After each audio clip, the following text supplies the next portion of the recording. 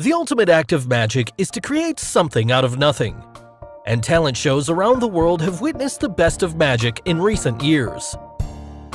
So be it the famous sponge ball magic from Penn and Teller show, or David Blaine magically making the teeth to reappear. Hello and welcome back, and today we're gonna unlock the secrets behind the world's most famous magic tricks of all time. So, let's get started. At number 5, the sponge ball trick. Xulio Merino, the sleight of hand magician, is a master of sponge ball magic.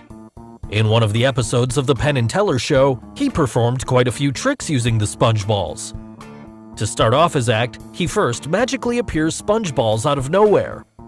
Thereafter, he picks up the sponge balls in his fist and then disappears them one by one from his fist and makes those balls to magically appear from inside the bowl. He then hands over 2 balls to the presenter and converts them into 3.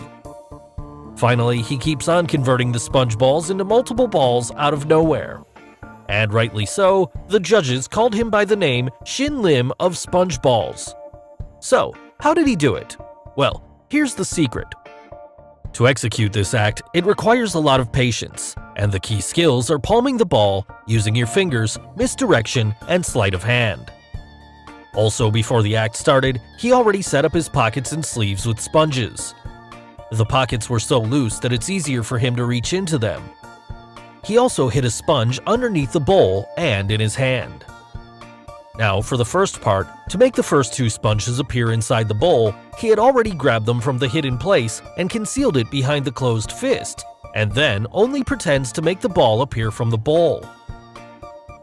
For the third sponge ball, here, he has that ball hidden in his left hand. Now, during this moment, he grabs the sponge with his right hand and then only had to pretend to magically make it appear. Further into the trick, he magically transfers the balls from his hand into the bowl and brings them back. How is it possible? Well, when he puts the balls into his left hand, few balls stay in his right hand, which he then appears out of the bowl. For instance, to make the third ball disappear, at this moment, he actually drops the ball from his left hand and down on the table, and pretends to put the ball from his right hand onto the table as it stays in his hand. He then used the ball from his right hand to be the third ball. In the final part, he calls the presenter, hands him 2 balls, and converts it into 3.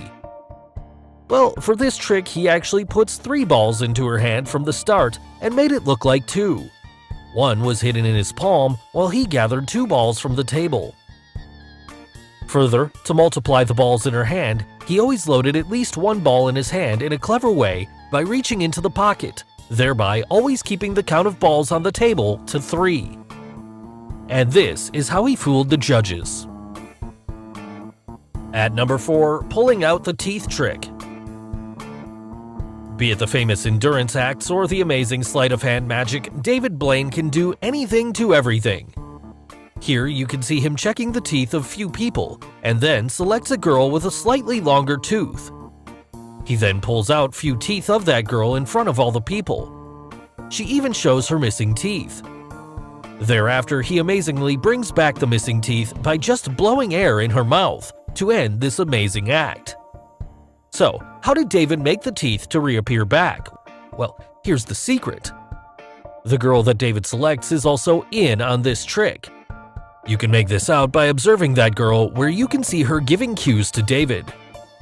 Now, regarding the teeth being pulled out, well, the girl had a bunch of fake teeth already attached near the bottom of her real teeth and only looks like an extension of her teeth. Also, this being the reason David wanted a girl with longer teeth. Here, the girl lowers down her upper lip to cover the real teeth and show the fake teeth like they are her real ones. David then pulls out the 2 fake teeth. The missing tooth you see was a specially designed gimmick to create this illusion. Coming to the final part, the girl had 2 more fake teeth folded up in the roof of her mouth, just like a flip tooth. Also, the girl was able to push that fake teeth back and forth with her tongue. Now, when David blows air on her face, she pushes the 2 teeth in the roof of her mouth down into place with her tongue, and then lowers her upper lip to make the teeth reappear back. Thereafter, if you see, another assistant pushes the girl. This was done so that the girl had all the time to get rid of her fake teeth and eventually end this amazing act. At number 3, the duck trick. Now this trick by David Copperfield involves a combination of magic and humor, and is a wonderful example of how humor helps to enhance the overall magical experience. In this trick, Copperfield calls upon a spectator on stage, hands over the duck to his assistant, and then brings a bucket. Confirming that the bucket is an empty one, he gives that bucket to that spectator to hold. Meanwhile, he takes back the duck from the assistant and puts it inside a box. He then starts dismantling the box, which is quite easy as it seems. After taking the box apart, he makes that duck disappear. Now he walks back to the bucket the spectator is holding and opens it. Now what we see is just amazing. The duck that had disappeared jumps out of the bucket.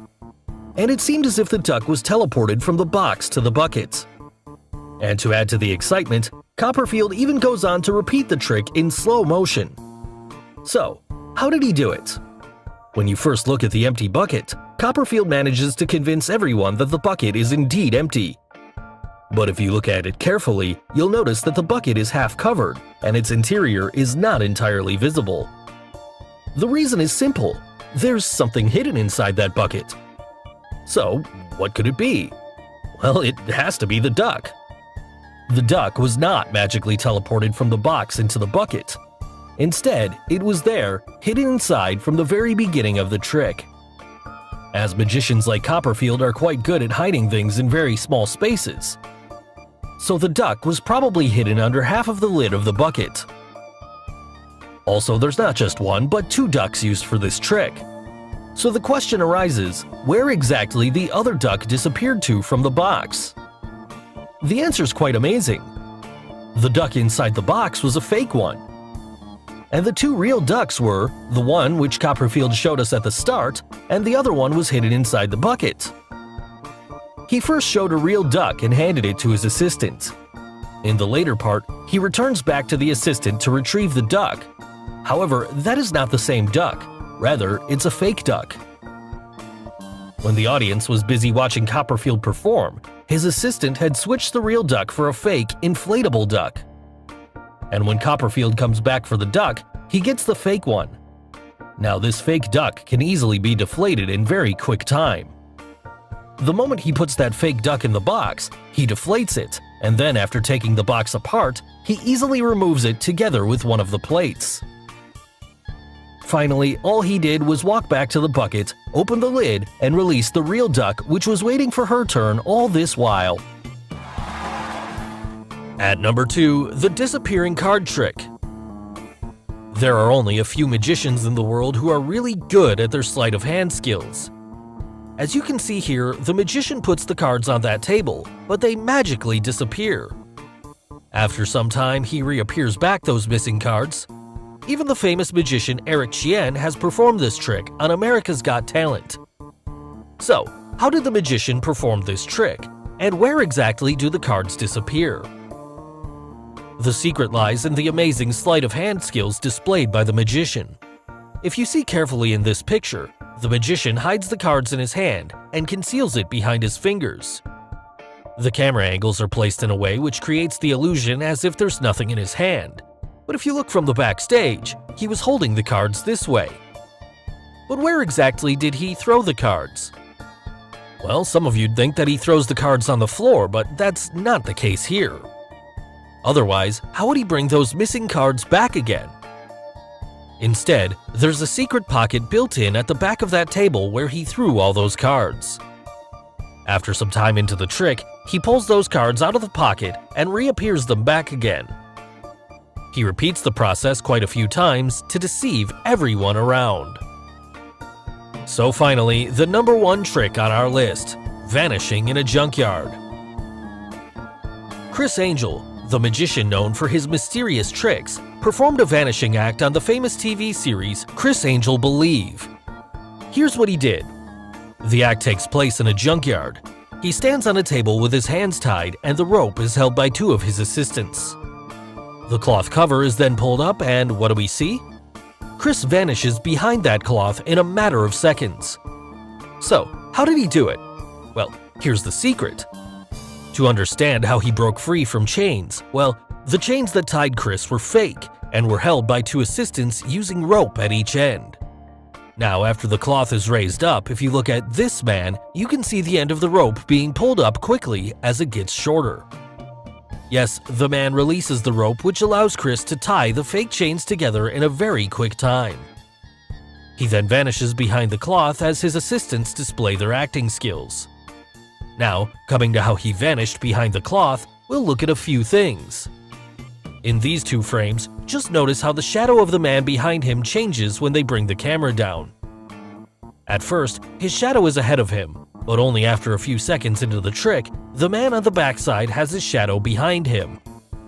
Also, these 2 frames were played in a span of a few seconds, but in reality, the 2 frames were shot in several minutes. Notably, before the assistants raise the cloth, you'll see Criss's shadow coming down in front of the barrels in one of the frames. What you'll also see is that magically, his shadow somehow also gets behind the 2 barrels in exactly the same shape. Now that's impossible in a few seconds' time. Yes, during this change in camera angle, a mirror was placed between the 2 barrels. The legs that you see between the 2 barrels are not of that man in yellow, but are actually from another man standing somewhere in front, which is reflected back in the mirror. The man behind Criss is only there to give you the illusion that there is nothing between the 2 barrels. And now the trick becomes clearer. Criss ties the chain together, jumps behind the cloth, and hides behind that mirror to create this amazing illusion. So guys, hope you got the secrets behind the most famous magic tricks of all time. Which trick did you like the most? And who's your favorite magician of the lot? Also, name any other magic trick you would like us to reveal. Tell us in the comments below.